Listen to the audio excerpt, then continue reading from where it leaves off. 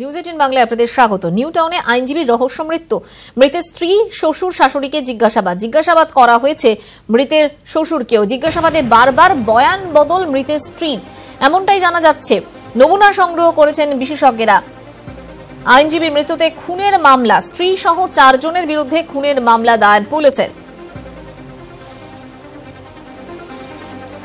New town থেকে রয়েছেন আমাদের প্রতিনিধি সুজয় পাল।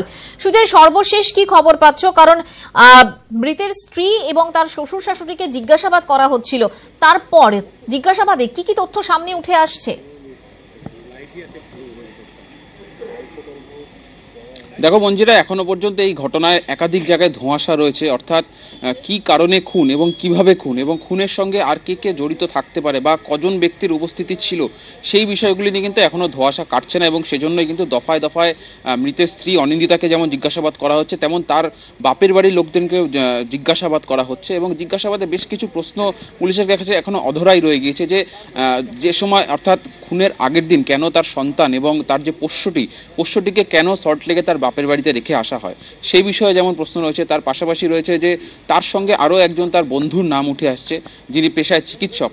তার রোল কি এবং সে এই বাড়িতে আগে কখনো এসেছিলেন কিনা বা সেই দিন তার অবস্থান কোথায় ছিল, সেই বিষয়গুলি নিয়ে কিন্তু এখনো দফায় দফায় জিজ্ঞাসাবাদ করা হচ্ছে। এবং কিছু সময় আগেও দেখা যায় যে পুলিশের একটি টিম এই বাড়িতে এসেছে এবং দফায় দফায় জিজ্ঞাসাবাদ করা হচ্ছে। এবং এখনো তদন্তের বেশ কিছু রহস্য যেমন রয়েছে, তার মধ্যে অন্যতম রহস্য হচ্ছে ময়নাতদন্তের প্রাথমিক রিপোর্টে বলা হয়েছে তার গলায় যে লিগেচার মার্কস, অর্থাৎ যে মোটা দড়ির যে দাগটি পাওয়া গেছে, সেটি নন কন্টিনিউয়াস। অর্থাৎ পুলিশি ভাষায় এই নন কন্টিনিউয়াস অর্থাৎ ঝুলিয়ে দিলে বা কেউ যদি আত্মহত্যা করে সেক্ষেত্রে এই ধরনের দাগ দেখতে পাওয়া যায়। কিন্তু তদন্তকারীরা বলছেন যে এটি আত্মহত্যা বা ঝুলিয়ে দেওয়ার ঘটনা নয়, এটি একদম সরাসরি খুন এবং মৃতের পরিবারেরও দাবি।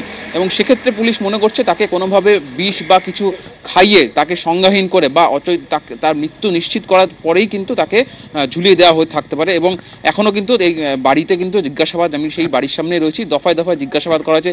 আমি একটু আমাদের এখানকার প্রতিনিধি অনুপের কাছে যাব যে এখনো পর্যন্ত পুলিশি তদন্ত কতটা এগিয়েছে বা পুলিশ কোন জায়গায় রয়েছে, এখন তদন্ত কি পরিস্থিতিতে রয়েছে।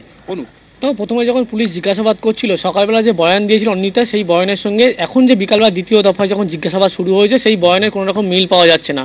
অর্থাৎ বয়ানে অসঙ্গতি। পুলিশ এক প্রকার কারণ নিশ্চিত হয়ে গিয়েছে যে এই ঘটনা পরিকল্পিতভাবে ঘটানো হয়েছে। সেই কারণে তদন্তকারী অফিসাররা আগের দিনে যে প্রশ্ন করা হয়েছিল, সেই প্রশ্ন কিন্তু আজকে দ্বিতীয়বার যখন অসঙ্গতি পায়, ঠিক সেই সময় আজকে দ্বিতীয়বার এডিসিপির নেতৃত্বে যে 8 জনের টিম গঠন করা হয়েছে, তারা কিন্তু ঘটনাস্থলে এসছে এবং এখনো পর্যন্ত ভিতরে তাকে অনিন্দিতাকে জিজ্ঞাসাবাদ করছে যে মূলত সেদিন ঘটনা কি ঘটেছিল।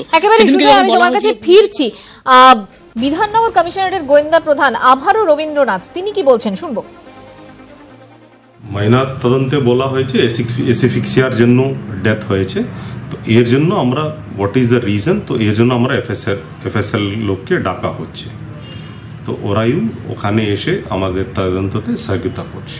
নেক্সট স্টেজে আমরা যা পিএম রিপোর্ট, যা পিএম ডক্টর আছে, ওনাকেও জিজ্ঞাসাবাদ করব। ময়নাতদন্তের রিপোর্ট ইতিমধ্যেই চলে এসছে এবং প্রাথমিকভাবে পুলিশের কি অনুমান জানবো। আমাদের সঙ্গে রয়েছেন আমাদের প্রতিনিধি সুজয় পাল। সুজয়, এই জায়গাটা একটু পরিষ্কার করতে চাইবো যে ময়নাতদন্তের রিপোর্ট ইতিমধ্যেই চলে এসছে এবং ভিসেরা পরীক্ষা করা হবে, সেটাও জানা যাচ্ছিল। এখনো যা যা তথ্য পাওয়া গিয়েছে, তাতে প্রাথমিকভাবে পুলিশের কি অনুমান? পরিকল্পনা করেই খুন করা হয়েছে? মঞ্জিরা, দেখো প্রথমেই বলি যে সাম্প্রতিককালে যতগুলি খুনের ঘটনা বা যে ধরনের ঘটনা, রহস্যজনক খুনের ঘটনা ঘটেছে বা যেগুলির কিনারা করা গিয়েছে, তার ক্ষেত্রে কিন্তু এই ধরনের দেখা যায়নি যে অর্থাৎ ময়নাতদন্তকারী চিকিৎসক একেবারে ঘটনাস্থলে এসে তিনি সরেজমিয়ে জায়গাটি দেখেছেন, সেই জায়গাটি খতিয়ে দেখেছেন। এই প্রথম সাম্প্রতিককালে কিন্তু এই প্রথম ঘটনা ঘটলো এই নিউ টাউনের ঘটনা, অর্থাৎ আইনজীবীর খুনের ঘটনায় কিন্তু ময়নাতদন্তকারী চিকিৎসক তিনি ঘটনাস্থলে আসলেন এবং তিনি ঘটনাস্থল ঘুরে দেখলেন। এবং ঘটনাস্থল ঘুরে দেখার পরে কিন্তু তার প্রাথমিক রিপোর্ট তিনি পুলিশকে জানিয়েছেন এবং সেক্ষেত্রে তিনি তার রিপোর্টের উপর ভিত্তি করে কিন্তু পুলিশ 302 ধারা খুনের মামলা রুজু করছে। অর্থাৎ এই ঘটনা যে তার মৃতদেহ যে অবস্থায় পাওয়া গিয়েছিল বা যে অবস্থায় তারা ময়নাতদন্ত করে তারা যা দেখেছেন, তার ভিত্তিতেই কিন্তু খুনের ঘটনা মামলা রুজু হয়েছে এবং সেই ঘটনাটি খুনের দিকে ইঙ্গিত করছে। এবং শুধু ময়নাতদন্তের উপরে ভিত্তি করে নয়, পারিপার্শ্বিক তথ্য প্রমাণ এবং মৃতের স্ত্রী সহ তার পরিবারের একাধিকবার বয়ান বদল বা প্রত্যেক বয়ানে অসঙ্গতি কিন্তু একেবারে তাদের রহস্য বা তারা যে সন্দেহটা করছেন যে তার পরিবারের লোকই এই ঘটনার সঙ্গে জড়িত থাকতে পারে, সেই সেই দিকে ইঙ্গিত করছে এবং সেই জায়গাগুলিতেই কিন্তু এখন পুলিশ মূলত আটকে রয়েছে, যে পারিপার্শ্বিক তথ্য প্রমাণগুলো সম্পূর্ণ যতক্ষণ না পর্যন্ত নিশ্চিত হচ্ছে তখনও পর্যন্ত।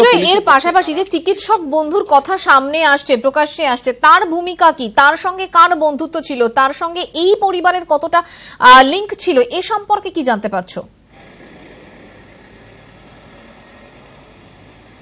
একেবারে মঞ্জিরা, দেখো এই আইনজীবী স্ত্রী অনিন্দিতার যে বন্ধু, চিকিৎসক বন্ধু, তার ভূমিকাটাও কিন্তু এক্ষেত্রে যথেষ্ট গুরুত্বপূর্ণ। কারণ সেক্ষেত্রে সেই রাতে, অর্থাৎ যে রাতে এই আইনজীবীর মৃতদেহ পাওয়া যায়, সেই সময়ে সেই চিকিৎসক কোথায় ছিলেন, তিনি কি কোনোভাবে এই বাড়িতে এসেছিলেন, বা বাড়ি ফেরার আগে অর্থাৎ 24 তারিখ রাতে তারা যখন দম্পতি যখন খেয়ে বাড়িতে ফিরছিলেন, সেই সময় ফেরার পথে তিনি যখন নারকেল বাগানে নেমে যান অনিন্দিতা, তখন কার সঙ্গে দেখা করেছিলেন, সেই সময় কি এই চিকিৎসক ছিলেন, এই চিকিৎসক কি এই বাড়িতেও এসেছিলেন, এবং যে সময় এই ঘটনাটি ঘটেছে বা খুনের ঘটনাটি ঘটেছে কোনোভাবে কি এই চিকিৎসক সেখানেই উপস্থিত ছিলেন, এই বিষয়গুলি কিন্তু জানা প্রয়োজন। সেজন্য সেই চিকিৎসককেও অবশ্যই সেদিকেই নজর থাকবে আমাদের। সুজয়, পরিস্থিতির দিকে তুমিও নজর রাখো। আপাতত তোমাকে ধন্যবাদ। আমরা কথা বলেছিলাম অনিন্দিতার সঙ্গেও, তার কি বক্তব্য শুনবো। আমি কিছু করিনি, আমি তাকে খুন করিনি, আমি কিছু করিনি, আমি নির্দোষ। হ্যাঁ, আমি একাই ছিলাম। আমি নিজেও এখন জানি না, কিন্তু আমি কিছু করিনি, আমি আমার স্বামীকে মারিনি।